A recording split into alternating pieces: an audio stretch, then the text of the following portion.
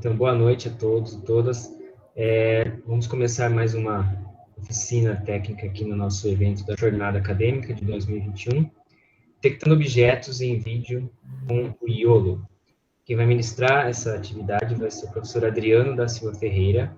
Ele atua com pesquisa e desenvolvimento em aprendizado de máquina e visão computacional na startup Avaltec. Ele é doutor pela Faculdade de Engenharia Elétrica de Computação da Unicamp, 2020, tecnólogo em informática pela Faculdade de Tecnologia da Unicamp, 2009. Passo a palavra, então, ao professor Adriano. Vamos lá. Beleza, então boa noite a todos e todas. É um prazer estar aqui compartilhando um pouco de conhecimento com vocês. Eu também fui professor do Instituto Federal por 2 anos, tenho um carinho muito grande pelo Instituto Federal, então vai ser um prazer poder passar um pouquinho do nosso conhecimento para vocês. Vocês fiquem à vontade, né? O Ricardo está gerenciando. Se quiser fazer qualquer pergunta, só levantar a mão, né?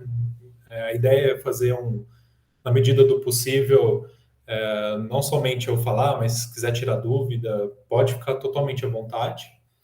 E eu trouxe hoje para vocês uma das soluções em redes neurais, né?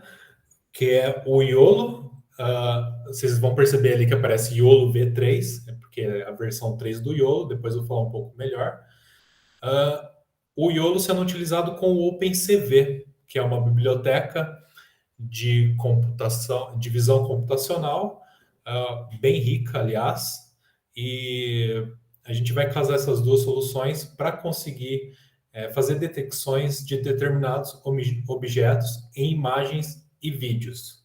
Já colocando um adendo aqui que os vídeos são imagens, né? São imagens que aparecem de forma ordenada.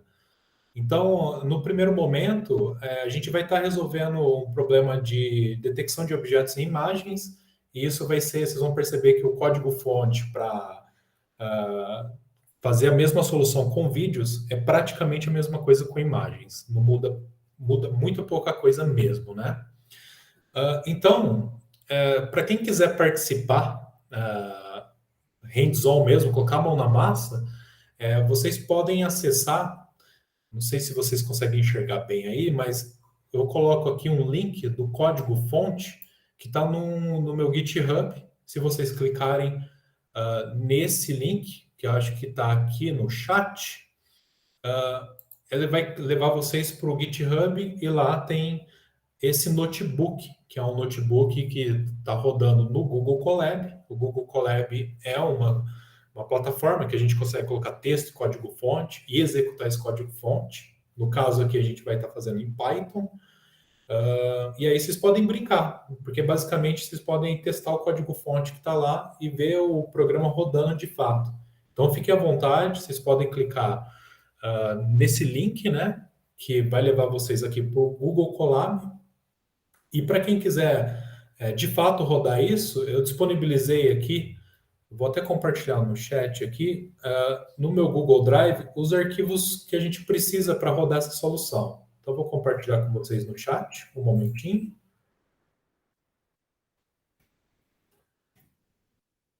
Tá compartilhado. Então, quem quiser acessar os arquivos, para ele estar liberado de forma pública, qualquer um consegue ver os arquivos.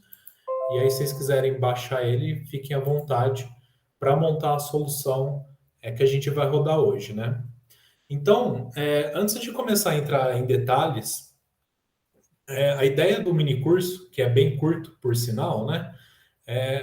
Eu gostaria de mostrar para vocês que dá para usar esses conhecimentos, digamos assim, de fronteira, que são soluções muito novas, de forma técnica, sem ter muito conhecimento aprofundado, por exemplo, de redes neurais ou ser um expert em visão computacional. Essas ferramentas já estão prontas e, assim, de uma maneira geral, com pouco código-fonte, é possível criar esses tipos de soluções que são soluções, como eu disse, de fronteira e elas são passíveis de ser utilizadas, por exemplo, em problemas científicos ou produtos mesmo, né? Então, a ideia, eu tentei organizar o código para vocês tirarem esse proveito mesmo, usar de maneira técnica. Eu não vou entrar em detalhes de redes neurais, isso demandaria muito mais tempo, né? E aí seria um volume muito grande de conteúdo para passar num mini curso. A ideia é mostrar de maneira técnica mesmo, e se vocês conseguirem absorver um pouquinho disso, já vai valer muito mesmo, né? Então, o IOLO, né, que é o nome que é dado para essa rede neural, ele é basicamente um conjunto de arquivos que tem uma rede neural pré-treinada, né? Pré-treinada no quê? Pré-treinada em imagens, de forma que o IOLO ele possibilita não só classificar essas imagens em termos dos objetos que essa imagem contém. Por exemplo, vou até mostrar já o exemplinho que eu montei para vocês. Não sei se todo mundo enxerga. A gente tem uma imagem aqui que a gente consegue ver logo de cara um elefante e uma zebra. Imagina que você tem a seguinte problemática: será que eu consigo passar por um programa imagens da qual esse programa consiga não só classificar essa imagem em termos dos objetos que contém? Por exemplo, nessa imagem nossa, contém um elefante, contém as zebras. O programa pode falar, essa imagem tem elefante e zebra. Já é grande coisa. Né? Tem redes neurais que fazem isso, que é um problema que a gente chama de classificação. Mas, além de classificar, ela dizer onde estão esses objetos. Então, a gente teria como resposta essa imagem aqui, por exemplo. Então, você percebe que eu passei uma imagem arbitrária. Dessa imagem, o programa conseguiu dizer que lá tem um elefante. Notem aqui, embora a cor não esteja muito feliz, as cores foram escolhidas de forma aleatória, mas aqui fala que é um elefante com 87% de probabilidade. E aqui embaixo diz que a gente tem uma zebra com 99% de probabilidade. Então, além de classificar a imagem, ela detectou, deu a posição da onde está, nesse caso, os animais, né? Isso é um baita problema. Imaginem vocês, como desenvolvedores de software, como é que vocês fariam essa solução, por exemplo, 10 anos atrás, né? Você poderia recorrer, por exemplo, em algoritmos de processamento de imagem, algoritmos tradicionais, né? Mas demandaria um baita esforço de solução algorítmica para resolver isso. Então, com as redes neurais, não que foi simples, digamos assim, projetar a rede neural, né? Mas uma vez projetada a rede neural, você pode utilizar ela como se fosse um programa mesmo. O modelo da rede neural já está pronta, é só questão de utilizar. E é isso que a gente vai fazer aqui no nosso curso. Então, esse seria basicamente o overview que a gente vai... o overview da solução que a gente vai estudar hoje, né? Então, o IOLO, na sua versão 3, ele já tem a versão 1, 2 e 3. A versão 3 não é a mais nova, acho que ela saiu em 2018, se eu não me engano. Eu acho que já chegou na versão 5, mas na versão 3, ela foi treinada de maneira conjunta num banco de dados chamado Image Dataset e no banco de dados chamado Coco Dataset. Então, foi um treinamento compartilhado. Vocês podem ver aqui o Coco, que é o site, o link que leva para o site do banco de dados Coco. E no Coco você tem imagens com os objetos demarcados, né? E no Image Dataset você tem imagens só dizendo quais são os objetos que tem nessa imagem. Por isso que a gente fala treinamento compartilhado. Ela foi treinada juntamente nessas duas bases de dados, né? Então, avançando aqui, se vocês quiserem, como eu disse, se vocês quiserem participar, só abrir lá o GitHub. Isso vai levar vocês para o link, tanto desse curso quanto das soluções, né? O notebook permite isso, a gente misturar textos e códigos-fontes. E no link de baixo aqui, os arquivos que a gente vai utilizar. só colocando um adendo aqui rapidamente, os créditos dessa solução do YOLO vai todo para o PyImage Search, que é uma empresa, basicamente, com foco muito grande em visão computacional, sobretudo na parte de ensino. Então, eles compartilham muitos blogs de visão computacional, blogs públicos mesmo, para estudar. E eles também têm todo o conteúdo deles próprio, a Universidade PyImage Search, para quem quiser fazer o curso deles, né? Mas, assim, soluções do YOLO vocês vão encontrar em diversos links aí. Tem bastante coisa na internet. Tudo bem, pessoal? Então, basicamente esse é o overview da gente. A gente quer passar uma imagem ou um vídeo e, como resposta, a gente quer saber quais são os objetos que foram identificados nessa imagem. Aproveitando, o Coco Dataset, a base de dados do Coco, ele tem, acho que, se eu não me engano, são 80 objetos diferentes. Isso inclui carro, caminhão, utensílios de casa, animais, como a gente pode ver aqui, etc. Tem bastante coisa lá. Então, isso é interessante porque você pode ter uma solução dessa que pode identificar diversos objetos diferentes. É bem legal mesmo. O YOLO ganha à frente de outros detectores. Não existe somente o YOLO, existem outros detectores de objeto. O YOLO foi aquele que conseguiu ter uma boa performance, não só de classificação, de detecção, mas também de velocidade.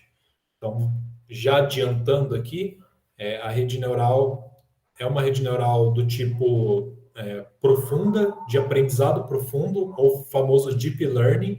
Então, essas redes elas são compostas de várias camadas de processamento e, basicamente, essas camadas de processamento contêm os pesos sinápticos que configuram aquela rede. Então, quando eu treino uma rede neural, basicamente, eu estou achando a arquitetura da rede neural que melhor se enquadra naquele problema específico, né? Então, assim, como o YOLO tem muitas camadas, ele não é uma rede neural pequena. Embora vocês vão perceber aqui, da maneira que a gente for configurar o YOLO, aqui no Google Colab, em torno de numa imagem assim, quase em tempo real a classificação. Então, essa é a grande vantagem do YOLO. Quando a gente aplicar isso em vídeos, eu vou mostrar para vocês o resultado do YOLO rodando em vídeos, vocês vão perceber que ele consegue ter um desempenho muito bom. E isso conta muito, porque se ele fosse muito lento, com certeza a funcionalidade dele não estaria totalmente completa, né? Então ele tem uma performance muito boa, um desempenho muito bom, também em vídeos que demanda bastante processamento, né? São várias imagens que são processadas por segundo, 30, 50, 60 imagens por segundo, é bastante coisa. Então, a gente já vai partir aqui, então, para o desenvolvimento do programa. Eu vou procurar explicar as partes principais, né? Vou tentar trazer detalhado, mas sempre focando nas partes principais do programa para a gente conseguir resolver um problema igual esse. Então, primeiramente, eu vou mostrar para vocês o desenvolvimento do YOLO para classificar imagens, como a gente vê aqui. E isso vai ser quase o suficiente para a gente entender o YOLO rodando em vídeos também. E aí eu vou mostrar para vocês o resultado do YOLO rodando em vídeos. Tudo bem, pessoal? Então, vamos lá? Então, a gente vai desenvolver esse programa passo a passo.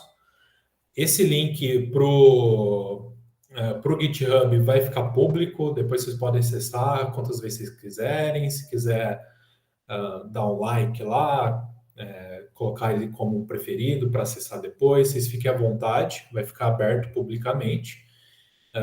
E aqui eu não vou dar foco no texto, o texto é para vocês estudarem posteriormente, eu já vou direto para o fonte e a gente vai começar a entender o que a gente precisa para resolver esse problema do YOLO, né? Então aqui vou mostrar para vocês um código desenvolvido em Python. O Python tem tomado aí à frente, né? De certa forma, quando o assunto é machine learning. É uma linguagem muito bacana, eu particularmente, embora conheça outras linguagens, tenha trabalhado com muitas outras linguagens, aliás, hoje eu tenho preferido bastante o Python, né?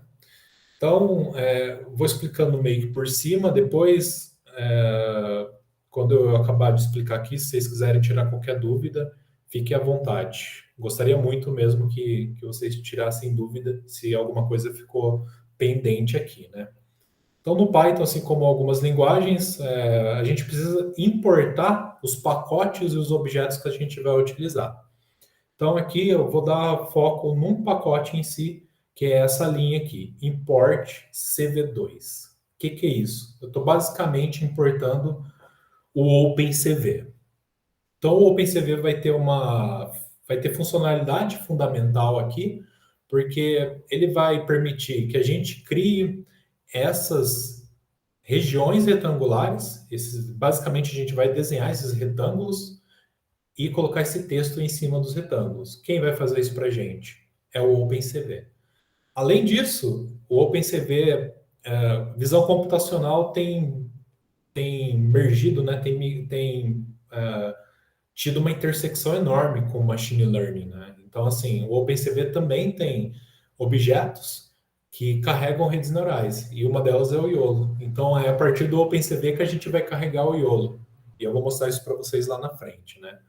Então, aqui eu estou chamando a atenção para o import CV2, que é o OpenCV, que a gente vai utilizar para desenhar os retângulos e carregar a rede neural. Percebam aqui, é bem interessante que o Google Colab tem integração com o Google Drive, onde a gente coloca nossos arquivos lá. O Google dá uns 15 gigas aí, né, para a gente utilizar grátis. Então, eu uso aqui o objeto, aliás, o pacote google.colab vai importar o objeto Drive. Esse objeto vai permitir que eu conecte com o meu Google Drive. Então, os arquivos que a gente vai utilizar tá lá no meu Drive. Inclusive, vocês podem acessar, compartilhar o link ali no chat, né? Vou mostrar para vocês como é que está a configuração desses arquivos. Vou explicar rapidamente que isso vai ser importante para a gente. Só vou dar um zoom aqui. Então, criei basicamente 4 pastas. Uma pasta chamada Images, que tem as imagens que eu vou utilizar aqui como teste. No caso aqui, a imagem do elefante com a zebra. Depois eu criei uma pasta chamada Output. Essa pasta aqui é só para receber...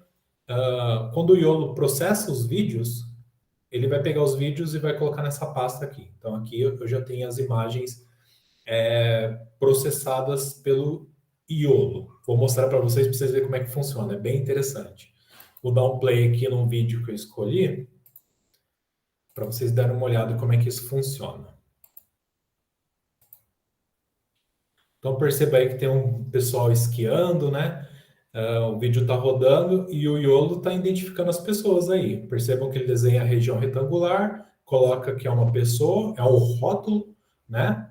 E nesse rótulo ele coloca a porcentagem em cima, né? Então ele consegue captar as pessoas que estão saindo aqui da esquerda, pessoas que estão aqui no telégrafo, né? Com performance muito boa, né? Então, assim, é bem legal o que o YOLO é capaz de fazer, né? Então, os resultados estão sendo gravados aqui na pasta Output. Os vídeos, sem ser processados pelo YOLO, estão na pasta Vídeos. Então, o mesmo vídeo que eu acabei de mostrar para vocês está aqui, mas aqui não tem o YOLO processado, né? A gente consegue identificar facilmente que são pessoas. Agora, imagina para um algoritmo fazer isso, né? É outra realidade, né? Bem desafiador, eu diria. E por último, a gente tem uma pasta que eu denominei YOLO-coco, que é os arquivos do modelo do YOLO. Então, o modelo do YOLO tem os pesos, que a gente chama de pesos sinápticos, que são os coeficientes que multiplicam, por exemplo, a imagem que entra na rede neural. Vocês podem pensar essa rede neural basicamente como um programa. Eu tenho uma entrada, que no nosso caso é as imagens. Essa imagem entra na rede neural, a rede neural processa essa imagem e gera uma saída. Mesma analogia de um programa convencional. Esse processamento acontece sobretudo através dos pesos que foram ajustados durante o treinamento do YOLO. Então, aqui a gente já tem o YOLO treinado e agora é só usar. Os pesos estão guardados aqui nesse arquivo, YOLO v3.weights. O que a gente tem aqui também é o arquivo chamado YOLO v3.cfg, que seria de configuração. Então, aqui a gente tem outras configurações de arquitetura da rede, do YOLO. Eu não vou entrar em detalhes, mas são configurações do tipo função de ativação dos neurônios, taxa de aprendizado e etc. Isso também já está com os valores ajustados, é só carregar esses dados e colocar na rede neural para você montar a rede neural e processar depois, processar as imagens. E por fim, a gente tem um arquivo chamado coco.names, que são os rótulos que esse YOLO é capaz de identificar nas imagens. Eu vou abrir aqui, ver se a gente consegue ver algum deles. Deixa eu ver se eu consigo abrir rapidamente. Aqui acho que vai dar um trabalho aqui. Mas acreditem em mim, ó.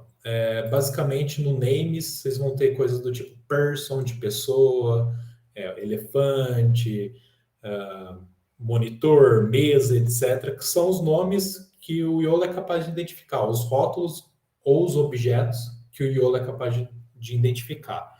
E tudo isso está dentro desse arquivo coco.names. Então, essa é a estrutura de pastas, só para a gente organizar bem, de maneira bem simples, nossa solução aqui. Então, vamos retomar, né, para o código-fonte. A primeira coisa que a gente faz aqui, para quem é desenvolvedor, vocês sabem que vocês podem receber dados por um terminal, por uma interface gráfica, por uma página web, por uma página de um app, etc., né? Aqui no caso, eu tentei organizar como se a gente recebesse as entradas para configurar a solução, como se fosse via terminal, né? Via console. Então, aqui a gente pode utilizar um objeto do Python chamado argument parser. E aqui é bem simples. Eu falo para esse parser que eu quero um argumento imagem, um argumento YOLO, um argumento chamado confidence, de confiança, aliás, né? Alguém, se for corrigir meu inglês aí. E o limiar, threshold. Eu vou explicar melhor para que serve cada um desses. Vamos olhar primeiro para esse argumento imagem, que é basicamente, eu estou esperando o caminho onde está a imagem que eu vou processar. Eu preciso falar para o programa, onde está a imagem que você quer que processe. Então, eu vou passar nesse argumento aqui, image.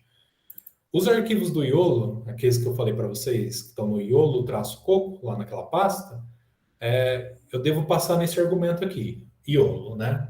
Eu vou precisar desse caminho para carregar os arquivos, os pesos e a configuração do YOLO, e os nomes que estão dentro do arquivo coco.names.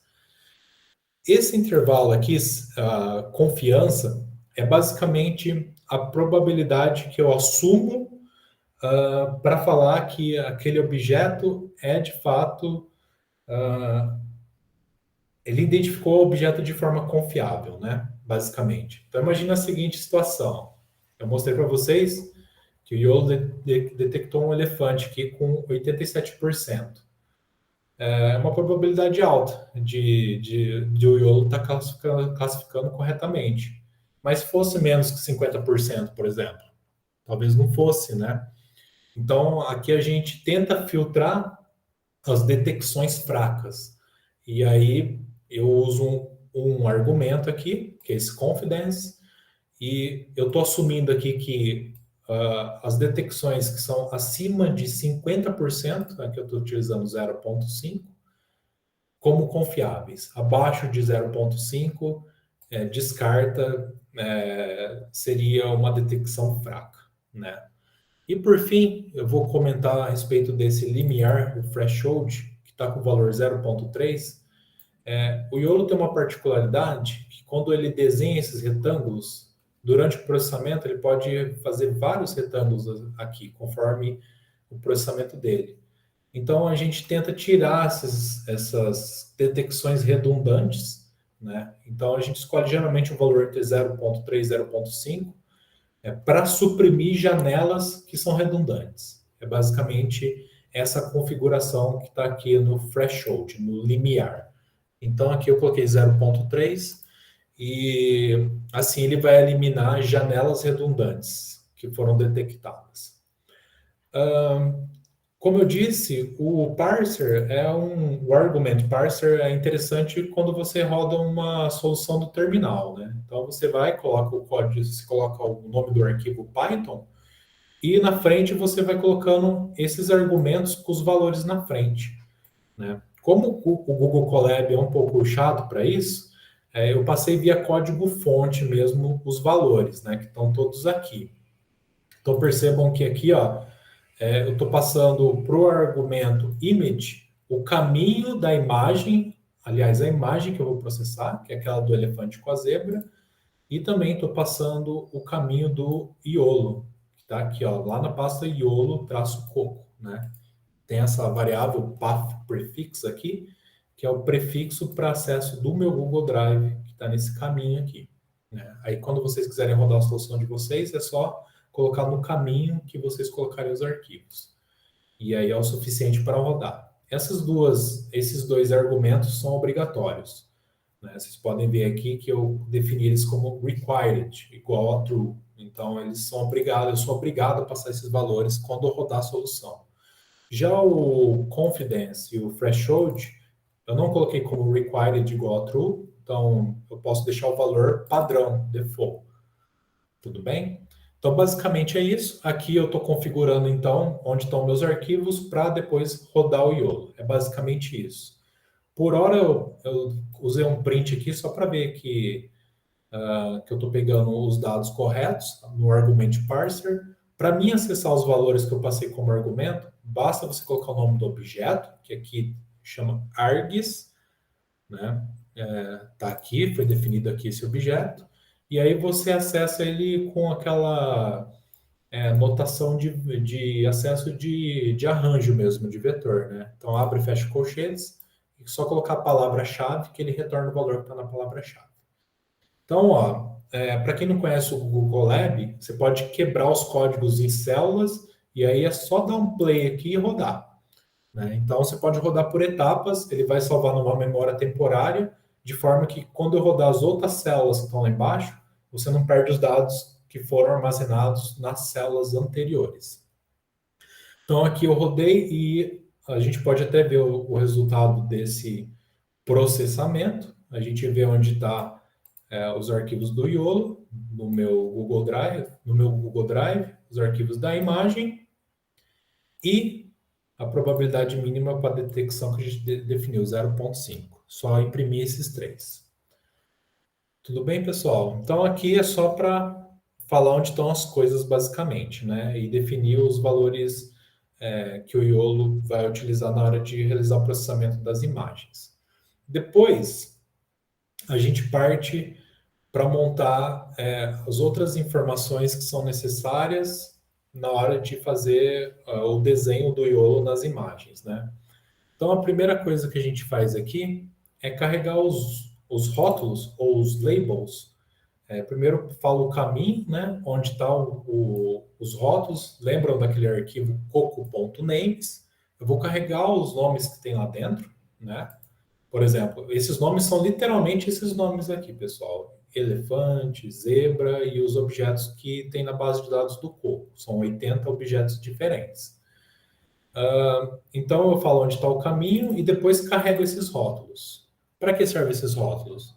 Basicamente, quando o YOLO processar uma imagem, ele vai dar a probabilidade de ser o objeto, vai dar a probabilidade daquele objeto ser um dos 80 objetos que ele tem na base dele.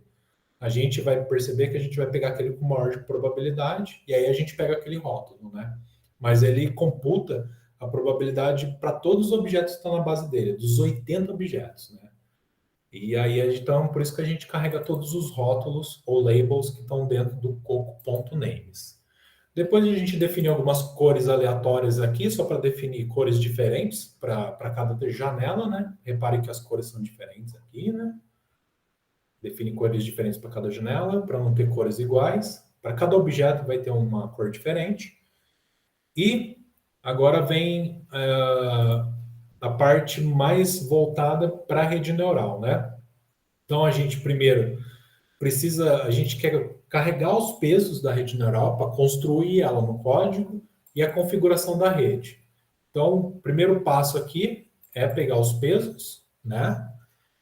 O caminho dos pesos e o caminho do arquivo de configuração. Notem aqui, ó, YOLO v3.weights, os pesos, peguei o caminho onde estão esses pesos, né, e peguei o caminho de configuração. Uma vez com os caminhos montados, agora basta eu montar a rede neural. Então, é tão simples quanto uma linha de código. Então, onde a rede neural é montada aqui? É nessa linha de código aqui, ó. Então, ó, percebam que eu uso um objeto do OpenCV, esse objeto é chamado DNN, que significa Deep Neural Network, e aí eu tenho um método chamado readNet, carregar, ler a rede, from darknet. O que seria a darknet? A darknet é a rede em si, né? Então, o YOLO foi desenvolvido pelo time pessoal do darknet, né? Então, eu tenho os pesos nos arquivos, né? E tenho a configuração. Eu pego esses pesos e coloco para formar a rede neural mesmo, programaticamente. Então, esse objeto aqui chamado net é a rede neural de fato. É esse objeto que vai processar a rede neural. Esse objeto chamado net. Então, aqui está a grande sacada. Eu já estou utilizando uma rede neural que foi treinada. Não preciso passar por processo de treinamento, nada, que é uma outra problemática, o problema de modelar, projetar redes neurais. Então, aqui eu já tenho a rede neural pronta, e agora a ideia é pegar a imagem e passar para essa rede que eu acabei de construir. Então, a gente avança aqui um pouquinho mais. Se eu tenho a rede neural pronta, agora basta eu carregar a imagem e passar essa imagem para essa rede neural. A gente vai ver isso, então, nessa célula aqui do Google Colab. Então, a primeira etapa é carregar a imagem. Com o OpenCV, isso é bem simples. Basta você utilizar esse método aqui, ó, imread, e passar o caminho da imagem. Passar a imagem juntamente com o caminho, e o OpenCV vai carregar essa imagem para você. Então, o OpenCV aqui carrega aquela imagem dos elefantes com as zebras e armazena nesse objeto que eu chamei de imagem. Beleza, pessoal? Então, ó, notem que uma vez que eu tenho a imagem, eu posso acessar as informações dessa imagem. Uma das informações que a gente vai precisar para montar a região retangular é a altura e a largura dessa imagem. Então, eu pego a altura e a largura dessa imagem aqui, ó, utilizando esse método shape do Python, na verdade, da biblioteca NumPy. A gente importou essa biblioteca NumPy aqui em cima. E esses objetos NumPy, essa biblioteca basicamente provê muitas funcionalidades para manipulação de vetores, matrizes, etc., e computação científica. Então, assim, ele tem esse método chamado shape, que fala qual é a dimensão da imagem. Então, aqui, ó, se eu chamar o shape, ele vai me retornar a altura e a largura dessa imagem. Bom, eu vou usar essa informação no futuro, né? Agora vai chegar o momento da gente passar essa imagem para a rede neural. Vamos ver como é que isso acontece, né? Então, a primeira coisa que acontece aqui, vou falar bem por cima como é que a rede neural é configurada para a gente poder entender os próximos passos. Então, a rede neural, no caso do YOLO, é uma rede neural que a gente chama de forward, que ela recebe uma entrada e faz um processamento de alimentação direta até gerar uma saída. O que isso significa? Significa que quando a imagem entra, ela está sendo processada nas camadas da rede neural e não tem nenhum retorno, não tem nenhum, como é que eu digo, um delay dentro, né, do processamento da rede neural. Do jeito que entra, ela é processada camada a camada até gerar a saída, né? Por que a gente precisa entender isso, né? Aqui, para configurar o YOLO, a primeira coisa que a gente faz aqui é pegar o nome das camadas. Então, as camadas têm nomes, são camadas convolucionais, etc. Porque dentro do YOLO, parte dele, ou a grande maioria, é montada por redes neurais convolucionais. Convolução é um algoritmo famoso em processamento de imagens, né, por exemplo. E aí a gente, através dos nomes dessas camadas, eu vou configurar a Darknet, a rede neural, só para pegar o processamento das camadas de saída. Então, vocês vão perceber aqui, ó, output layers. Então, o que seriam os output layers? Seriam as camadas de saída. No caso do YOLO, ele tem uma arquitetura na qual ele tem 3 camadas de saídas diferentes. E nessas camadas de saída é onde a gente pega o resultado. O que o YOLO gera como resultado? Ele vai falar, basicamente, o rótulo dos objetos identificados, ele vai dar a posição central desse retângulo, onde a gente quer delimitar esses objetos, e a largura e a altura desses retângulos. Quem é que gera essas saídas? Gera essas informações de posição, largura e altura das regiões retangulares? Essas camadas aqui, output layers. Então, eu só quero o resultado que elas geram. É possível você pegar o processamento de outras camadas do YOLO? É possível, mas não é o que a gente precisa para essa solução agora. Eu só quero o resultado final. Então, aqui eu recebo os resultados, aliás, só os nomes das camadas de saída, para depois configurar corretamente o Darknet. A gente vai ver aqui embaixo. Bom, uma vez com os nomes das camadas de saída, está armazenado aqui nesse objeto LN. Antes de já passar a imagem para o YOLO processar, o que vai acontecer aqui? Eu preciso converter essa imagem num tipo de dado que a gente chama de blob. Não sei se vocês já ouviram falar, mas significa Binary Large Object. Então, ele vai transformar a imagem num conjunto de dados, num arranjo binário, que é uma maneira típica de realizar processamento de imagens via programa, né? Então, ele transforma essa imagem para um blob. Vocês podem pensar na imagem, né, com informação binária, e a gente configura também essa imagem. A gente precisa fazer alguns pré-processamentos antes dessa imagem ser definitivamente processada pelo YOLO. Então, percebam aqui, ó, que o OpenCV ele vai dar, através do objeto DNN, uma maneira de transformar um blob através da imagem. Qual imagem? Aquela imagem que a gente carregou aqui em cima, que no caso é a imagem do elefante com as zebras. Então, eu passo a imagem aqui que a gente carregou, e aqui a gente faz alguns processamentos típicos. Gostaria de chamar a atenção para esse argumento aqui. Então, você pode pensar numa imagem como um conjunto de pixels, e esses pixels, dependendo da cor que você usa, independente da cor que você use, se eu não me engano, né, você pode ter dados que vão... Cada pixel ou cada componente de pixel pode ter dados que vão de 1 a 255. É uma escala discreta, né? São números inteiros, 1, 2, 3, até 255.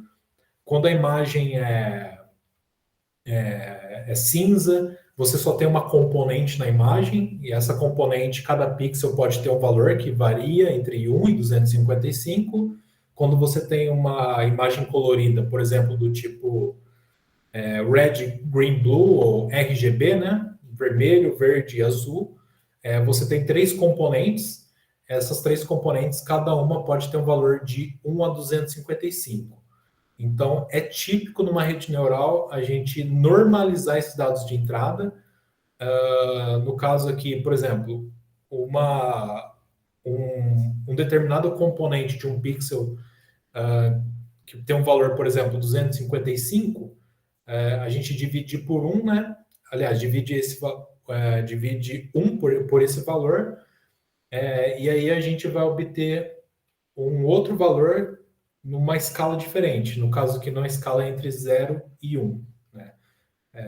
Isso é bem interessante porque a gente diminui a escala da entrada, evitando assim que você tenha no treinamento da rede pesos sinápticos assim com magnitudes muito altas. Então, antes de rodar a imagem, a gente vai fazer então a normalização, colocar todos os valores da imagem entre 0 e 1. Aqui a gente também define a dimensão da imagem que a gente quer, no caso vai ter 416 por 416. E aí a gente constrói esse blob.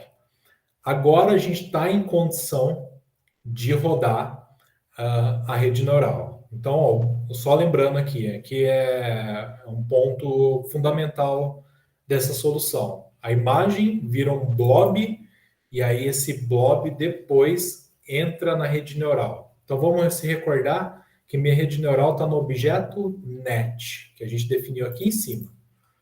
Então, o objeto net, ele tem um método chamado setInput, ou seja, definir a entrada da rede neural. Então, só lembrando, rede neural tem uma entrada, recebe essa entrada, processa a entrada, gera uma saída. Qual que é a entrada da minha rede neural aqui nesse problema? É o blob, né? Então, coloco esse blob como entrada, beleza, configurei a entrada da minha rede, e agora, como é que eu faço o processamento? É tão simples como chamar esse método aqui, ó, do objeto net, o método forward.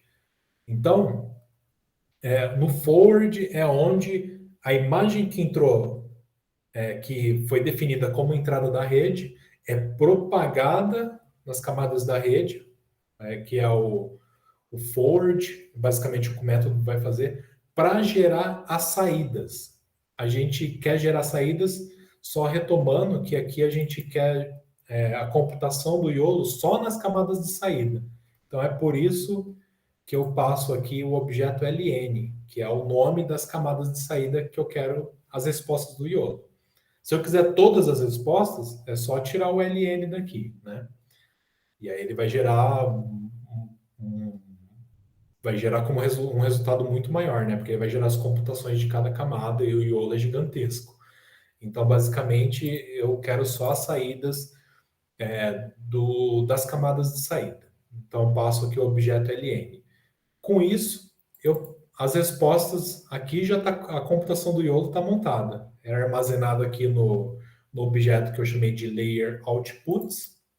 Então aqui eu já tenho a resposta do YOLO. Então percebam que basicamente o esforço aqui de programação foi gerar a imagem, transformar para um blob, colocar isso como entrada na rede neural e fazer o processamento. Feito isso, eu tenho já a resposta do YOLO. É o suficiente para mapear qualquer imagem que vocês queiram testar o YOLO, né? Então, vamos até rodar aqui para vocês verem como é que funciona isso. Aqui ainda não tem um resultado definitivo, né? Mas aqui ele fala que o YOLO gastou ali em torno de um pouco mais de 2 segundos para fazer esse processamento. Então, isso é algo muito interessante na medida de que não é um problema trivial, né? Esse problema hoje a gente vê o resultado aqui com o YOLO ou com outros detectores, né? Mas isso na verdade era de fato um problemão antes para poder fazer esse tipo de processamento que a gente está fazendo com poucas linhas de código. Então aqui o YOLO já processou a imagem, né? E o que está faltando então, né? Agora está faltando eu pegar esses processamentos e trabalhar em cima deles, né? Quantos objetos o YOLO detectou na imagem? Depende da imagem. Então eu vou ter que basicamente varrer, né, utilizando estruturas de repetição, for, basicamente, varrer as saídas para identificar para conseguir captar, obter o que o Iolo computou no processamento da imagem. Tudo bem? Então a gente avança mais um pouco aqui. Antes de, antes de mostrar como é que funciona como é que a gente vai montar a região retangular, eu queria fazer um comentário de um dos atributos que a gente colocou lá em cima, vou até voltar aqui, que é o threshold, que era o problema lá de identificações de regiões retangulares sobrepostas, né? Então,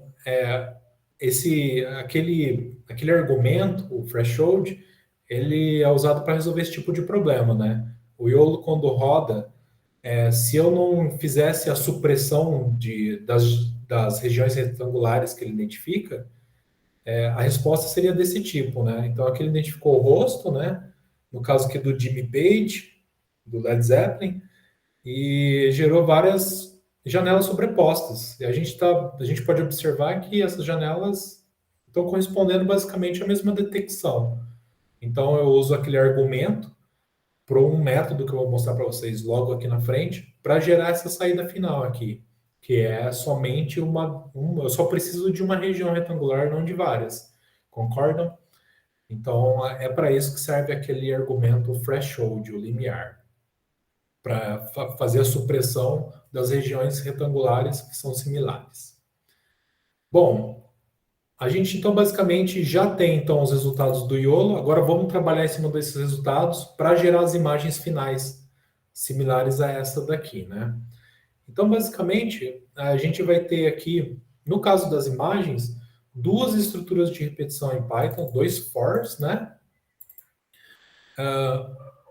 Um for mais externo que vai pegar cada saída de cada camada de saída que o Iolo gerou. Então, eu comentei com vocês que o Iolo tem 3 camadas de saída na arquitetura dele. Então, para cada camada de saída, ele vai trabalhar uma por vez. Vai pegar a primeira, vai trabalhar em cima, a segunda, trabalhar em cima e assim por diante. Então, eu preciso ter esse for mais externo para pegar cada resultado da camada de saída. Feito isso, para cada camada de saída, a gente vai ter um outro for. Concordam comigo que uma saída para cada camada é uma imagem. E nessa imagem você pode ter várias detecções. No caso ali da imagem com elefante e zebra, você viu que tinha 2 detecções. Então ele vai pegar uma por vez e trabalhar em cima dela. É isso que esse for está fazendo aqui. Para cada saída, quantas detecções foram identificadas? Pode ter sido nenhuma, pode ter sido uma, duas, três, e por aí vai. Então a gente tem um for para cada detecção. E aí aqui vem, digamos, uma das partes principais dessa solução. Agora a gente vai trabalhar em cima das detecções e vamos organizar isso, colocar esses resultados num arranjo para depois desenhar os retângulos e colocar isso nas imagens como saída, né? Então, a primeira coisa, ó, percebam aqui que para cada detecção que eu tenho, eu vou ter o que a gente chama de score. Então, vamos se lembrar o seguinte, o que o Iolo vai fazer? Ele foi treinado em cima de 80 objetos diferentes, certo? Então, para cada objeto desses 80, eu vou ter um score que é basicamente aquele valor de probabilidade de que aquele determinado objeto dos 80 é a probabilidade de ser aquele objeto, né? Então, como é que eu faço isso? É basicamente pegando os resultados que estão armazenados no vetor detection, aqui, detecção, né? E aí eu pego todos os scores. Para quem não conhece Python, vocês devem estar se perguntando o que significa essa indexação aqui, né? O Python tem algumas coisas muito chiques com respeito à manipulação de arranjos, né? E quando eu faço isso daqui, ó, vocês podem pensar nesse detection, é basicamente um vetor que, se eu não me engano, deve ter em torno ali de 84 elementos, né? E quando eu faço esse tipo de indexação, aqui no caso todo mundo vê os 5 aqui, eu estou basicamente falando assim, ó, eu quero que você me retorne daquele vetor de detection a partir do elemento que está na posição 5, no índice 5, coloca 2 pontos e tem um vazio aqui na frente. Eu poderia colocar um outro valor aqui. Quando eu deixo vazio, significa que eu quero todos os elementos que estão a partir da posição 5 até o último elemento. E aí ele me retorna esse subvetor, né? Então, esse subvetor, isso daqui é padrão, pessoal. Então, assim, a partir do 5, eu tenho, para mim retornar aqui nos scores, 80 elementos. Cada elemento falando a probabilidade daquele determinado objeto que está na base de dados Coco, é a probabilidade de ser aquele objeto que o Yolo identificou. E aí isso é armazenado aqui no scores, né? Então, feito isso, aqui tem um outro passo importante, eu tenho as probabilidades de seus objetos, e aqui na linha de baixo, quando eu uso esse argumento aqui, argmax, que está na biblioteca NP, NumPy, ele basicamente vai me retornar a posição daqueles scores, né? Ele vai retornar a posição do score que tem o valor máximo. Então, por exemplo, naquelas imagens ali do elefante e da zebra, aqui, por exemplo, no elefante a gente viu lá que tinha em torno de 87%. Era a probabilidade mais alta que tinha em todos os elementos que estão armazenados aqui no vetor scores. Então, ele me retorna, em vez dele retornar o valor maior, ele me retorna o argmax, o índice que está a maior probabilidade, né? E aí eu armazeno esse valor aqui no class ID. Então, eu tenho basicamente o índice daquela classe em específico, né? E aí eu uso esse índice para retornar, ó, percebam que é o índice, eu uso ele aqui no vetor scores para retornar a probabilidade, a confidence aqui. E aí essa é a probabilidade que eu vou utilizar, por exemplo, aqui em cima, aqui na imagem identificada, esse valor que aparece aqui na frente dos rótulos, né? Está armazenado naquela variável confidence. Então, voltando aqui, eu pego, então, esse valor de probabilidade e, se vocês se lembrarem, lembra que eu defini um valor mínimo de probabilidade, na qual eu uso esse valor para dizer, não, é esse objeto mesmo, é para separar as detecções fracas, né? No caso, a gente usou 50%.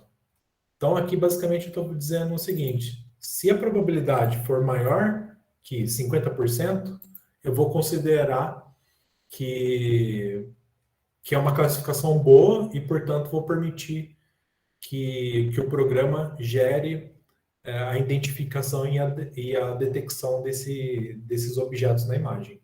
E tudo isso está nesse if aqui, então, né? Então, eu faço essa filtragem, estou considerando que 50%, mais que 50% é um bom valor para detectar os objetos. E aí, com isso, eu consigo criar, digamos, a caixa, que está nessa variável box, que vai formar a região retangular de cada o objeto que foi detectado. Então, ó, percebam aqui, ó, que eu utilizo a variável detection. Olha ela aqui, ela apareceu aqui em cima para a gente pegar os scores e ela aparece aqui também, né? Então, o que essa detection ele armazena? Então, ele armazena, além das probabilidades de todas as classes da base de dados Coco, mais uma vez, são 80 classes diferentes, 80 objetos diferentes, As primeiras posições, as 4 primeiras posições desse Vector Detection, o que eu tenho neles? Eu tenho a coordenada x e y, então são 2 elementos, da região central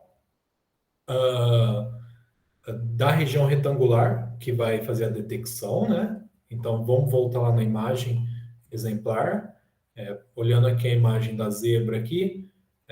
Então, aquelas 2 primeiras posições que foram, que estão na variável detection, ela vai retornar a posição central da região retangular, e as outras 2 vão retornar a altura e a largura computadas pelo YOLO, daquela região retangular. Então, é por isso que eu uso aquele esquema do NumPy aqui, pego os 4 primeiros elementos. Então, os 4 primeiros elementos são coordenadas x e y da região central retangular, que faz a delimitação do objeto na imagem, e as outras 2 são a altura e a largura computada pelo YOLO, a altura e a largura da região retangular, né? Então, ó, eu faço uma multiplicação aqui só para colocar na escala da imagem original. Lembra o W e o H maiúsculo? A gente obteve isso aqui em cima, né? Aqui, ó, quando a gente carregou a imagem, só para fazer a reescala para a imagem original. E depois, aqui em cima, desculpem, eu só faço uma conversão aqui para o tipo inteiro para pegar esses resultados definitivamente. Então, notem aqui que eu tenho a região central, coordenada x central, coordenada y central, largura e altura. Beleza, aqui eu já tenho, então, praticamente quase todos os dados necessários para conseguir montar a região retangular. Como o OpenCV tem algumas particularidades, aqui eu tenho a região central x e y, da região retangular. Para fazer o desenho da região retangular usando o OpenCV, é interessante eu ter o ponto que está no canto superior esquerdo da região retangular, que é basicamente essa daqui, ó. Deixa eu mostrar novamente. Eu quero obter essa coordenada aqui. Em vez de ser a central, quero obter essa coordenada aqui. Então, eu faço uma continha matemática bem simples, né? Aqui para pegar essa região superior esquerda, aqui nessa linha de código, né? Então, ó, reparem que eu pego a altura e a largura, divido por 2 e subtraio das coordenadas. Com isso, eu obtenho a posição que está no topo e na esquerda da região retangular. E aqui eu tenho basicamente toda a informação necessária para montar a região retangular de identificação dos objetos. Eu vou armazenando isso aqui num vetor chamado boxes. Então tem um método aqui chamado append. Boxes aqui eu defini como uma lista no Python, né? Está aqui em cima. Só para guardar as regiões que a gente definiu, né? As coordenadas x e y da região esquerda superior, a largura e a altura. E aí eu vou armazenando isso numa lista, que depois eu vou utilizar essa lista para fazer os desenhos de fato. Vou armazenando também as probabilidades e os identificadores das classes, que é basicamente o que a gente precisa. Precisa das informações geométricas para montar o retângulo. A gente vai colocar o texto, né? O texto vai ser acessado pelo identificador da classe e os valores de probabilidade. É o que a gente precisa para montar as regiões retangulares computadas pelo YOLO. Por fim, se lembram do nosso problema de eliminar as regiões retangulares redundantes? Isso acontece aqui nesse método aqui, ó. Então, já está tudo pronto, né? É só a gente utilizar. No caso aqui, a gente usa esse método que está no objeto Deep Neural Network, esse método NMS-Boxes, que seria Non-Maxima Suppression. Uma supressão com base naquele limiar que a gente definiu lá no início do nosso código. Então, as imagens, aliás, as computações redundantes ali de região retangular são eliminadas com esse método aqui. Então, aqui, pessoal, a gente tem quase tudo pronto. De fato, o que falta? Aqui, então, eu já tenho a computação do YOLO feita, já tenho, eu já trabalhei essa computação, né, as saídas de cada camada, peguei os dados que eu preciso, para desenhar a região retangular e montar a parte do texto, falar qual que é o rótulo daquele objeto e a probabilidade identificada pelo YOLO. Agora resta a gente desenhar, usando o OpenCV. Então, nessa última célula aqui, a gente vai fazer esse desenho, né? Então, rapidamente aqui, ó, se vocês perceberem, a primeira coisa que eu faço, eu tenho esse objeto aqui, IDXS, seria indexes, que foram definidos aqui, né, depois da supressão. E aí, de fato, se eu tiver algum índice, significa que eu consegui detectar alguma coisa na imagem. Por isso que faz essa validação, maior que zero. Se não tivesse nenhum índice, significa que nada foi detectado e a imagem ia sair conforme a original. Então, caso eu tenha algum índice, agora eu vou fazer uma varredura em cada um desses índices, né? E aí, ó, a minha lista boxes que eu defini aqui em cima, aqui, ó, para cada detecção que foi computada pelo YOLO. Lembrando, esse box tem as posições de coordenadas, posição do topo esquerda, mais a largura e a altura das regiões retangulares. E aí eu vou armazenando isso nessas variáveis aqui, ó, na forma de tupla do Python. X e Y são as coordenadas da posição, canto superior esquerdo.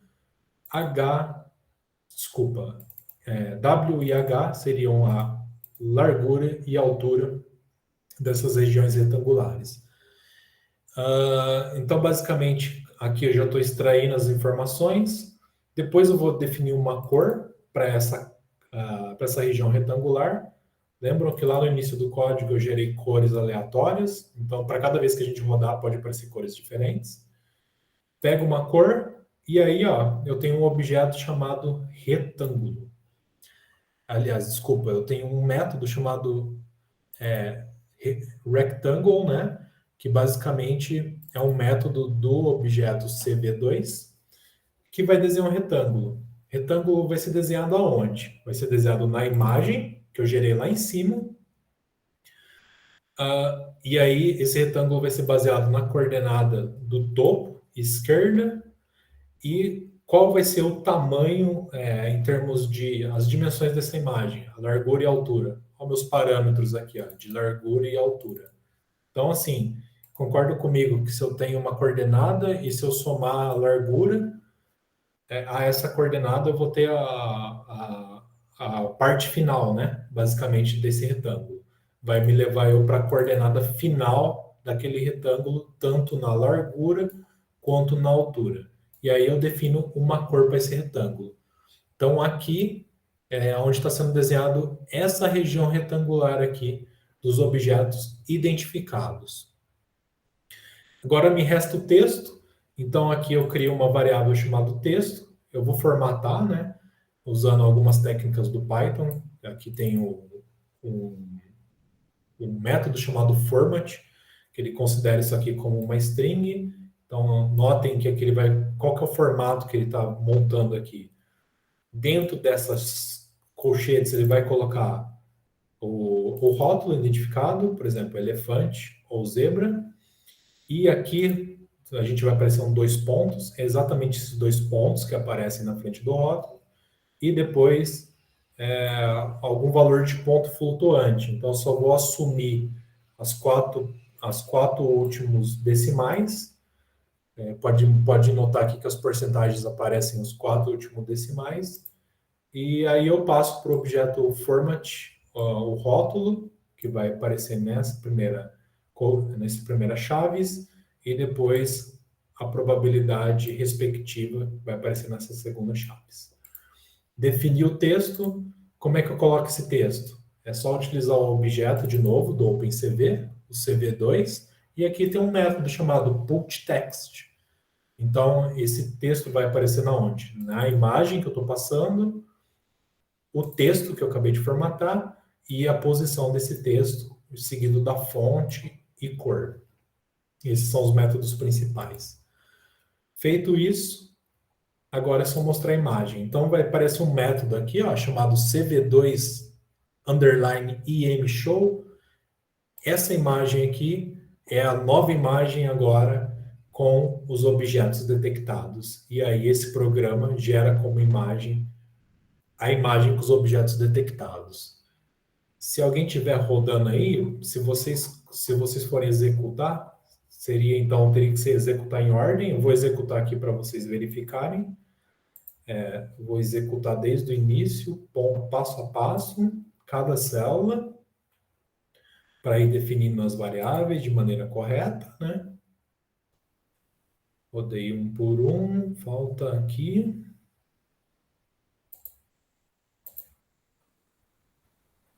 E por final, a imagem em si, para gerar as imagens. Então aqui, ó, eu tenho essa imagem lá no meu Drive, ele carregou a imagem e gerou como resultado os objetos detectados.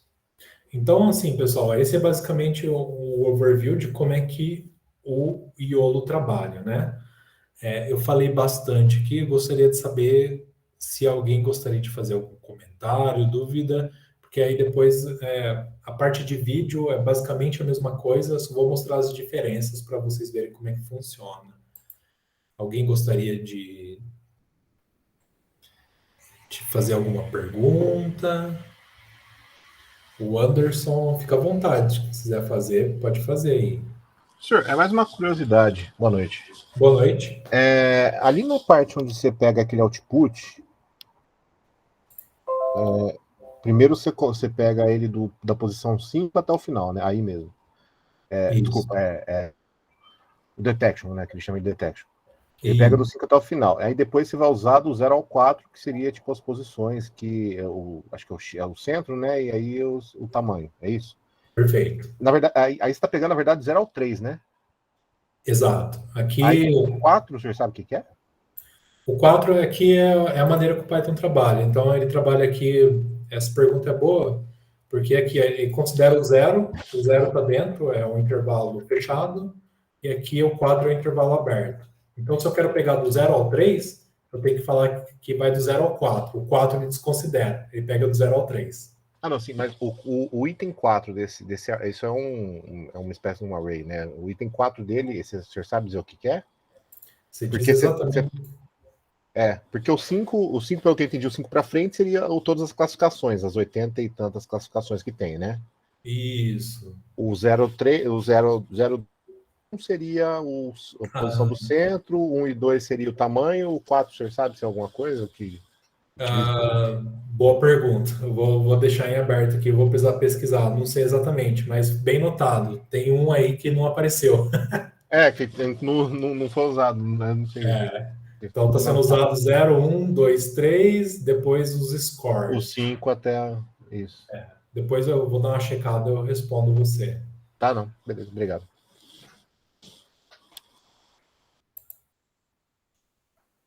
Alguém mais gostaria de fazer alguma pergunta? Ô, Adriano, tem uma pergunta que o Kelvin deixou. Tá. Eu preciso sair, mas ele queria se você pudesse responder, e aí depois ele vai ver a gravação. Tá. Eu consigo ler aqui. Vou ler a pergunta do Kevin, né? De repente é a dúvida de outras pessoas, né? Aqui ele diz que ele usou biblioteca através de uma linha de comando. É preciso usar um stream de vídeo como input e dar output através de uma API como resultado em tempo real sem interromper a execução? Sim, certamente. O que você precisa fazer acho que eu vou aproveitar a dúvida do Kevin para mostrar como é que funciona a parte de vídeo. Então, assim, eu vou abrir aqui para, se alguém quiser fazer mais alguma pergunta a respeito da primeira parte, E aí eu já emendo a parte de vídeo e aí isso é para responder a dúvida do Kelvin. Alguém mais gostaria de fazer alguma colocação? Entendi. Não sei, pessoal, alguém quer comentar? Eu tive um problema aqui para rodar o código, para falar bem sincero. Não sei se é um problema aqui meu, aqui eu não sei se é porque ele está no seu Colab, se ele está meio que travado, não consigo rodar. Não sei se alguém tentou rodar, se conseguiu algum resultado, quiser comentar. Aí ali vai aparecer, quando você roda o Colab, se ele dá algum problema de execução, vocês vão perceber que ele vai gerar um output embaixo, e esse output fala qual que é o erro que está dando, né?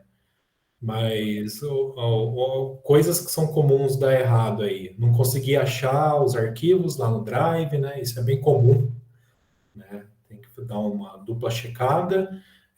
O Colab, quando você abre um Colab novo, não sei se eles pediram para vocês algum código de autenticação.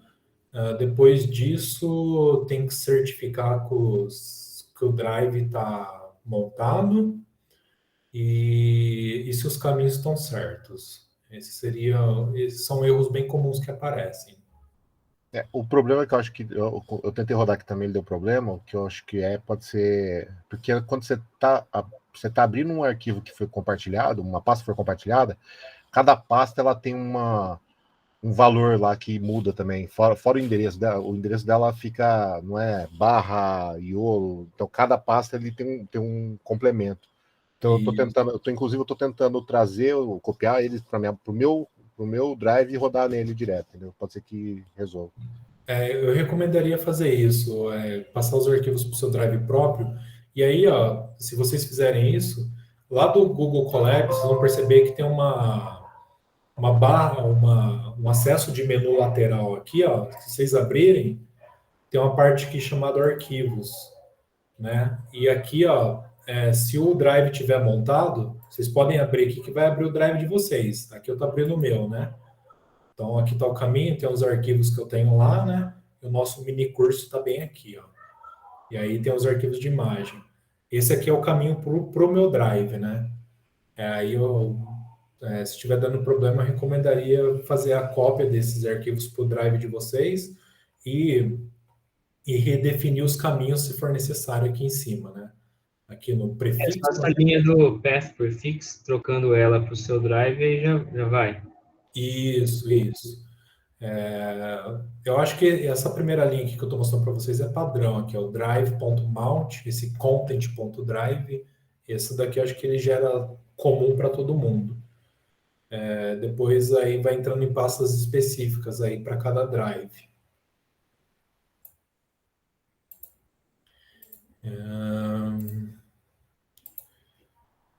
Beleza? Alguém gostaria de levantar mais alguma dúvida aí, galera? Aí eu consigo finalizar aqui e a gente pode fazer um bate-papo, assim, se quiser tirar mais dúvidas. Pode ir tocando aqui? Pode, Ricardo. Eu não sei, eu acho que o Anderson é o que está mais acompanhando aí, não sei os demais. Eu não sei se tem como mostrar outro exemplo. Eu fiquei... Bom, aquele vídeo que você mostrou, né, ele detecta bem mais objetos, né? Isso. Aquele lá é um exemplo bem legal, né? Aquele exemplo é legal. A gente pode ir para ele, a única dificuldade é que, assim, ele demora um tempo para processar. Esse é o ponto que eu queria ver. Se realmente, quanto que isso escala, né? Quanto com mais coisas, né? E os objetos também que você está buscando, nesse exemplo que a gente viu, eram grandes. Tem diferença, tamanho? Perfeito. Cara, o YOLO tem algumas desvantagens, né? Uma delas é quando ele tem dificuldade de objeto muito pequeno, assim, né? Outra coisa que ele tem um pouco de dificuldade são de imagens que estão meio sobrepostas. Eu peguei até aquela do elefante com a zebra, vocês vão perceber que tem duas zebras ali, pelo menos, né? Mas ele identifica uma só, né? Então, isso seria uma limitação. É o balanço entre isso e o caso do Jim Page lá que você mostrou, que ele pega dois de uma coisa só, né? Ainda mais falso positivo, né? Exato. Então, ele tem essas limitações, né? Aí, tipo assim, tem outras técnicas, né? Tipo, diferentes do YOLO que vai fazer segmentação semântica, né? Que consegue, tipo, vamos supor, ali no caso das zebras, conseguir, tipo, perceber que tem duas zebras ali, né? E fazer outros tipos de segmentação. Aqui a gente está fazendo uma região retangular. Ali ele pode pegar e tentar, de fato, recortar o objeto que está, né? Ali na fronteira do objeto mesmo. É bem bacana. Eu tinha um colega, um conhecido, que o trabalho dele, acho que era, não sei se era mestrado ou doutorado, é um projeto que o pessoal tinha na Unicamp com a CPFL, empresa de energia, né? Então, qual que era a ideia deles? O projeto era detectar por imagem se tem um poste, um transformador, por exemplo, que fica no poste, se ele está sobreaquecido, porque daí pode dar um problema, então aquele poste ele tem que fazer manutenção. Então, ao invés de ter que parar o técnico e ir lá, ele só faz a imagem e detecta se tem algum elemento quente. E aí, então, o que eles tinham? Eles tinham uma câmera infravermelha para pegar o mapa de calor, só que a câmera infravermelha tinha uma baixa resolução e às vezes podia dar ruído também. Então, eles tinham uma câmera normal, né, ótica, junto, com alta resolução. E a ideia dele era ele detectar onde que está o transformador, utilizando essas técnicas de visão computacional, e aí definida essa região, identificar se a temperatura daquele elemento está alta ou não. Só que o grande problema era justamente isso, porque as imagens não estavam com a mesma resolução. Então, não era só sobrepor, né? Então, ele tinha todo um trabalho aí de mexer com resoluções diferentes. Eu não lembro como é que ele resolveu esse problema, mas é um caso interessante. É, cara, eu não cheguei a trabalhar com problemas de resolução diferente assim, mas eu sei que tem uma técnica agora que ali na rede mesmo, nessas redes neurais convolucionais, que ela suporta isso, cara. Eu não me lembro, eu anotei em algum lugar aqui, velho. Mas ele tem esse problema, então você consegue colocar resoluções diferentes, assim, sabe? Que antes eu não sabia, cara. Antes pô, tipo, o tamanho da entrada era meio que, cara, você trabalha com essa entrada, tem que ser sempre ela, né? Mesmo tamanho, mesmo tamanho, mesmo tamanho. E é possível, cara. Hoje acho que já tem técnica para resolver esse problema, trabalhar com diferentes resoluções. Legal. E aí, pessoal, mais alguma dúvida? Se quiserem pôr no chat também, gente, coloca. Não? Bom, então acho que pode tocar aí. Beleza. Bom, a gente está quase encerrando então, porque assim, talvez lá ali no nome do curso eu deveria ter colocado o nome que eu coloquei aqui, né? Detectar objetos em imagens e vídeos. É basicamente a mesma coisa com vídeos, né? A única diferença que a gente tem no código, e aí se vocês descerem, tá bem lá embaixo, aí tá num código só, né? Lembrando, pessoal, que isso daqui é só para a gente aprender mesmo, né? Os códigos, geralmente a gente cria classes, e métodos e funções para organizar melhor.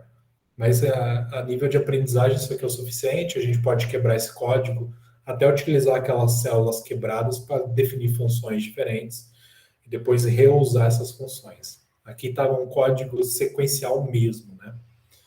Então, na solução para resolver o vídeo, se vocês fizerem a comparação dos códigos, elas são muito semelhantes. A gente tem duas diferenças que eu gostaria de levantar aqui, que é a utilização de um objeto que faz a leitura de vídeo, que é esse objeto aqui, ó, ele está no objeto CV2, e o método chama Video Capture. Então, aqui na solução, eu coloco esse código aqui, né? O Video Capture, e aí passo a entrada, da onde está o vídeo. Então, aqui eu mudei só um pouco, né? O Argument Parser. Então, ao invés de ser imagem, eu chamei de input, que é o vídeo, e é onde eu quero gerar a imagem processada, na pasta Output, que são as pastas que são organizadas ali no Google Drive. O restante é a mesma coisa. A gente tem o YOLO, a probabilidade mínima para filtrar detecções fracas e o limiar para suprimir janelas similares. Então eu uso esse video capture, né, para captar o vídeo, gerar o vídeo no código. E aí, como um vídeo é um conjunto de imagens ordenadas sendo mostradas uma por vez, né, eu crio um outro loop aqui. Aqui a gente, no caso, vai utilizar aqui um while true, né? Esse while, enquanto ele for verdadeiro, ele vai ficar rodando o vídeo, né? E aí ele vai esperar alguma interrupção do teclado, do sistema, para parar a execução do vídeo. Então, aqui dentro do while, eu estou executando o vídeo, e aí, como o vídeo é um conjunto de imagens, normalmente a gente chama de frames, né? Então, quando você fala assim, 30 frames por segundo, significa que aquele vídeo está mostrando 30 imagens por segundo, por exemplo. Isso é feito aqui nesse método aqui, ó, do vídeo, né? VS, que eu defini aqui em cima, né? Ele tem um método chamado read. Então, ele vai ler esses frames, né? E vai jogar nessa variável aqui, frame, né?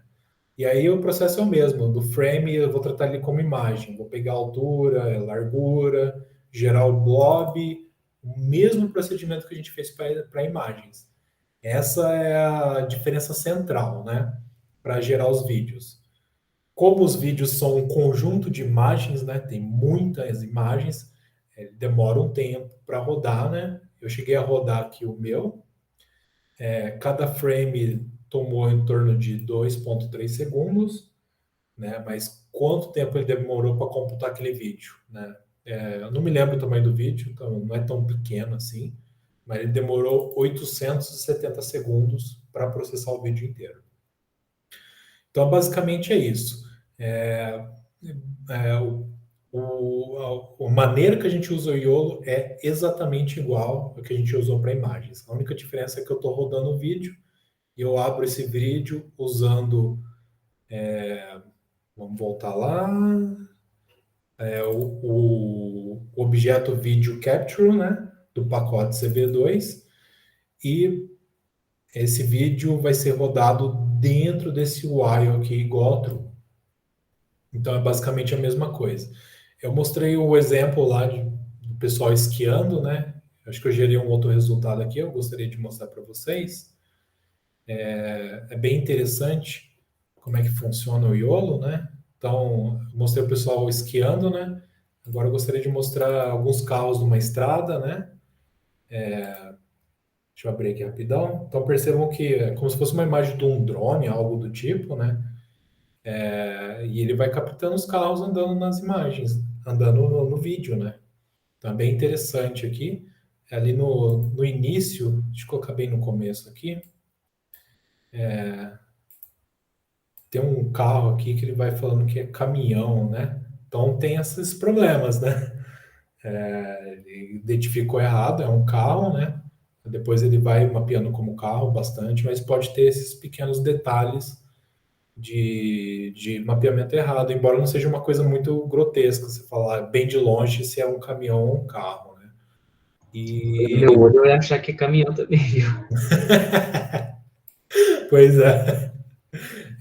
Eu sem óculos talvez falaria que é um caminhão. Mas é basicamente isso, pessoal. Então, aproveitando aqui como é que funciona o vídeo, o Kevin pergunta se era possível ter uma API para extrair esses resultados, né? Na verdade, eu estou trabalhando numa aplicação que faz isso. Então, aqui dentro do while, você está tendo as computações do YOLO. Por que não conseguir captar essas computações e, por exemplo, armazenar numa variável, usar isso em outra parte do programa? Aí você pode pensar, mas o programa é sequencial, né? Como é que eu faço isso? Você pode fazer de várias maneiras, né? Você pode, por exemplo, criar uma thread, processando em paralelo, pegando esses resultados e usando esses resultados em outras partes do programa em tempo real. Então não tem nenhuma limitação. A única coisa que você ia ter que fazer é fazer esse tratamento dentro do while, né? Então, enquanto está pegando as imagens, você pega isso, armazena numa outra variável e trabalha nessa variável em outra parte do programa, num outro objeto, por exemplo, né? Se você está com problema de performance, por exemplo, você pode criar, como eu disse, threads, aí você vai fazer processamento paralelo, enquanto uma thread está processando o YOLO, a outra está processando os resultados que você capta e utilizando em outras partes do programa. Mas não existe nenhuma limitação da gente utilizar os resultados em tempo real do YOLO aqui. Beleza, galera? Então, acho que é basicamente isso que eu gostaria de apresentar, né? Não sei se foi muito corrido, ou se foi muita informação em pouco tempo, ou foi pouca informação, né? Se vocês tiverem qualquer dúvida, comentário, por favor, fique à vontade para compartilhar com a gente aqui, né?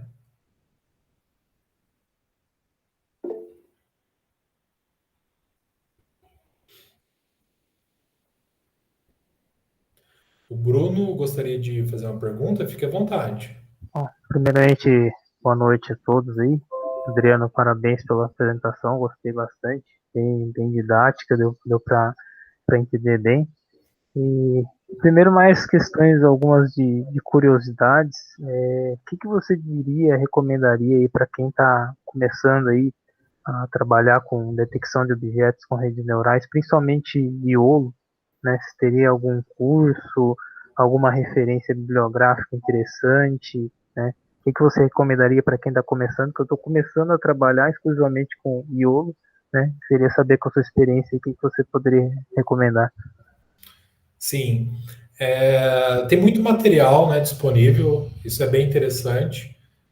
Esses materiais, se você já começou a pesquisar, eles ficam avulsos, né? Mas esse já seria um bom ponto de partida para iniciar, né? Primeiro, tá um pouco confortável com o Python, né? Para utilizar assim as funcionalidades da ferramenta, né? E o Python tem vários cursos online, né? Inclusive, se você procurar no Google assim tutoriais básicos, né? Não sei qual que é o seu nível de conhecimento do Python, mas tem muita coisa do básico ao avançado, né? Por exemplo, tem um site chamado, acho que Geeks, algo do tipo, para Python, tutorial do Python, lá eles ensinam bastante coisa, né? E do YOLO, uma das recomendações que eu daria é esse site aqui, ó, o PyImage Search. Então aqui o pessoal faz um conteúdo muito interessante, inclusive para o pessoal que já tem expertise na área. Tem bastante coisa lá, free, livre para utilizar.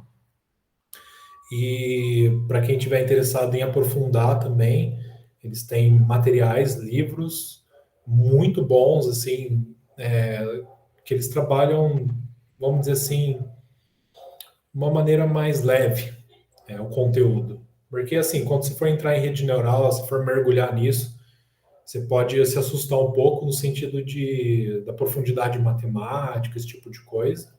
E lá eles contornam isso, tentam colocar uma forma mais simples, até omitindo algumas coisas mesmo, né? Se você quiser procurar mais sobre redes neurais, tem livros muito bons, assim, né? Por exemplo, o livro do Hayek, eu acho, não sei se pronuncia Hayek, alguma coisa do tipo, mas o livro da área, né? Mas no PyImage Search você vai achar muito conteúdo mesmo, inclusive do YOLO, essa versão do YOLO V3, né? Grande parte eu tirei de lá. Ele tem cursos do YOLO V4 e V5, se eu não me engano, tá grátis também, você pode acessar, estudar. E ele também tem o Tiny YOLO, que seria a versão do YOLO enxuta para rodar, por exemplo, num Raspberry ou num computador mais simples, né? Um computador com processamento mais simples, né? Então, o PyImage Search é uma boa referência, né? O conteúdo está em inglês, né? Não sei se fica confortável para você, né? Mas tem muita coisa lá, né? Eu diria que é um bom ponto de partida, esse site do PyImage Search.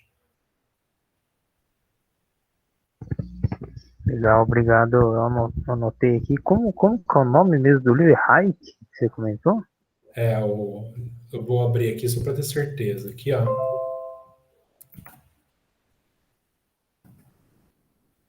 Ah, esse livro aqui, eu vou compartilhar aqui. Esse livro aqui, ele é um livro, vamos dizer assim, ele é bem usado na pós, né? Porque ali você vai entender de fato como é que funcionam as redes, vários tipos de redes, né?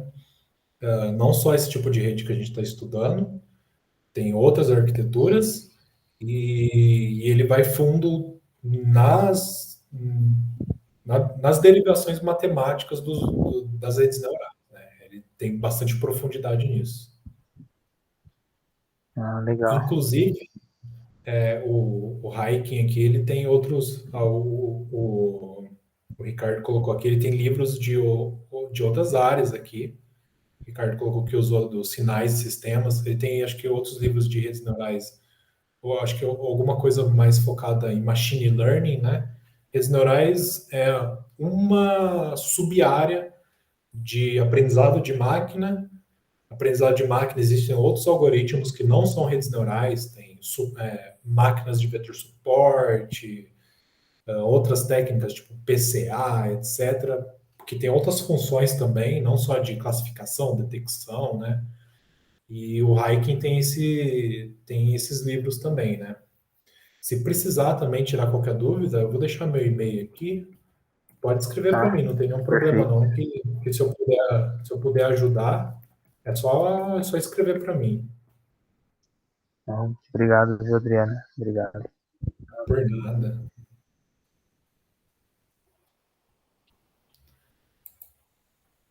Alguém mais gostaria de fazer alguma colocação, tirar alguma dúvida? Vocês podem ficar à vontade. Só para avisar, mas funcionou, viu? Depois que eu copiei para o meu drive, funcionou. Rodando lá, funcionou.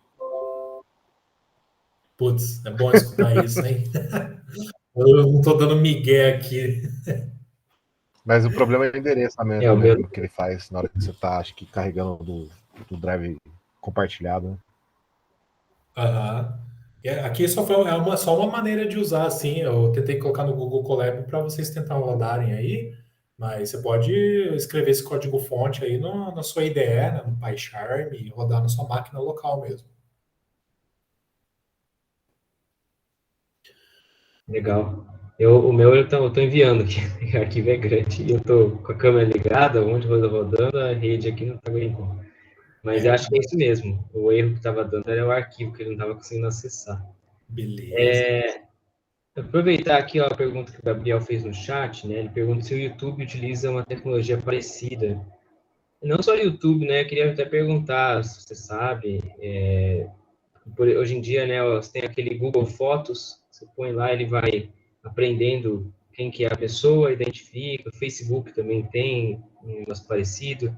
Você tem ideia de quais são os algoritmos que essas plataformas usam, coisa parecida com isso? Rapaz, eu não vou saber te dizer não, cara.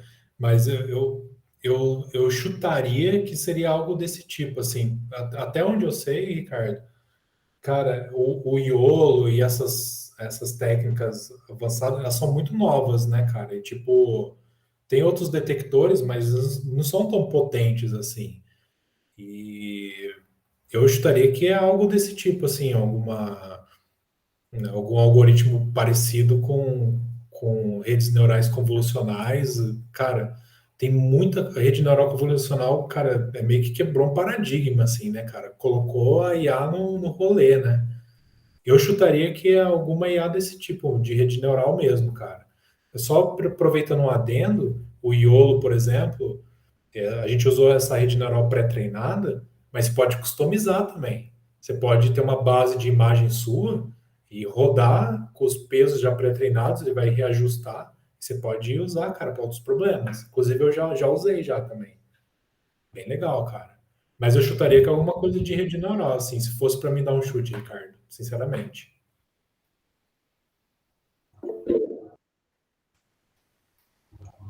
falar, Bruno. Adriano, mais uma pergunta aí. Você comentou a questão que até você já treinou. Você utilizou alguma máquina dedicada para treinamento ou já inclusive utilizou o Google Colab para fazer o treinamento de algo customizado? Nessa vez, eu só fiz uma vez essa customização do YOLO e usei o próprio Colab. Colab tem uma vantagem. Você pode usar a GPU livre.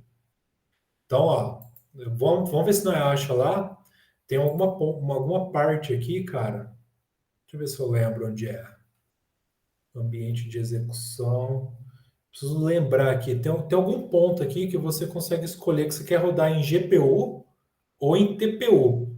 Que seria, eles chamam, tipo, processador de tensores. E recomendo. No caso do YOLO, eu não lembro onde é aqui, cara. Depois eu posso mandar para você. No caso do YOLO, é pesado, cara. Então, se você for fazer algum tipo de treinamento, se você não tiver um computador com uma GPUzinha, eu recomendo fazer no Colab, cara. Gasta bastante processamento. Mas Bastante mesmo. assim, Treinamento chegou é a pesado. precisar usar a conta Pro ou usou a conta normal mesmo? Conta normal. Ali eles dão 12 horas para você rodar na faixa. Então, se você tiver um problema ali que vai demorar o treinamento 12 horas, vai ser na faixa. Depois de 12 horas, eles derrubam a máquina virtual. Mas 12 horas é um tempo bacana, cara. Eles colocam umas GPUs bem poderosas mesmo. É de boa para fazer uma customização assim do YOLO, dá para fazer, sim. Não for um problema muito grande, né? Dá para fazer na faixa. Eu achei a opção Beleza, aqui, obrigado. Adriano. Achou? Editar configurações de notebook. Editar configurações de notebook. Aí vai aparecer a opção acelerador de hardware. Você clica, aqui eu não usei nenhum. Aí tem GPU e TPU. Aí por trás, lá no background, o Google vai escolher para você qual é o GPU. Tem vezes, pode acontecer deles colocar as GPUs mais poderosas, assim. Mas é um processo que você não consegue definir. De qualquer forma, é muito provável que você vai usar uma GPU que é mais forte do que no computador que você tem, né? A não ser que você tenha um computador com uma GTX, uma GeForce bem poderosa, assim, né? E é caro, o negócio é caro. Não é barato, não. Aqui no meu caso aqui, eu tô com um computador gamer aqui, que veio do projeto. Aí tá legal, assim, dá para rodar algumas coisas já.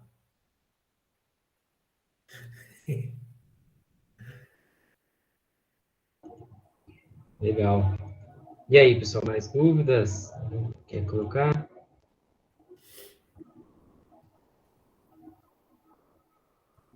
Nenhuma dúvida?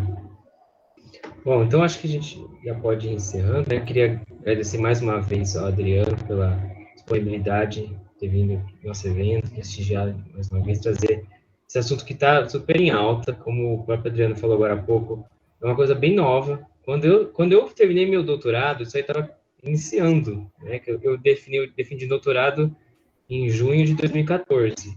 E esses algoritmos todos foram criados naquela época. Então, tanto que eu trabalhei com imagens, né, mas eu trabalhei com processamento mais tradicional, nada de IA. É o que o Adriano falou. Se você for fazer com algoritmos mais tradicionais, identificar um quadrado, identificar um círculo, é um algoritmo muito mais complicado de você trabalhar do que você fazer por treinamento, fazer essas redes neurais. Então, isso daí revolucionou tudo, não só a imagem, né, como áudio, como toda a área. Hoje em dia, na engenharia também, a gente usa muito inteligência artificial. Então, foi muito importante essa palestra aí, espero que vocês tenham aproveitado. E é isso. Adriano, quer deixar alguma mensagem final aí? Só queria agradecer a oportunidade, cara. Eu tenho um carinho especial pelo Instituto Federal de Hortolândia, velho. Saudade mesmo. Quando voltar presencial, me convida lá, que eu quero lá ver vocês lá. Ah, claro, será sempre bem-vindo. Obrigado. Então, pessoal, vou encerrar a gravação. Tchau, gente.